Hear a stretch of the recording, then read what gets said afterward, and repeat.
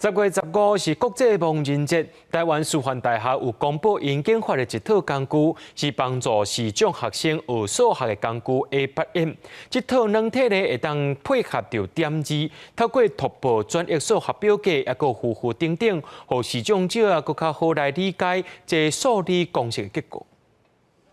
数学有真侪负荷，一般人有时就要加看几解，对视障学生的学习，更较是困难重重。对于一些很复杂的式子，我们就必须要另外想方式来表达，这样子其实对我们来说是一件蛮困扰的事情。 因为视障学生是用点字写公式，真侪老师煞要学过点字。林德祥自旧年成为台师大数学系80多档以来头一位全盲生，校方甲视障协会合作，开发一种数位学习的工具 A8M 的软体，系统会当甲点字念出来，而且转译亲像分数等等的符号。老师嘛通用编辑器写公式，让师生通减少互相理解的障碍。他可以按一个快速键，就直接把这个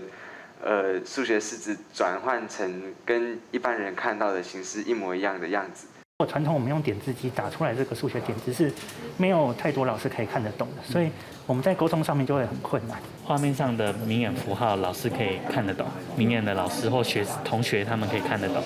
那第二方面就是这个式子呢，我用 A8M 的这个系统，我可以让它读出来，用语音的方式。 本身嘛是视障者的工程师表示，因为各种2年以上所学的数学会较复杂，所以就会当使用这套软体，嘛希望让视障学生未来有更较侪机会，通选择数理相关的科系。记者陈立台台北采访报道。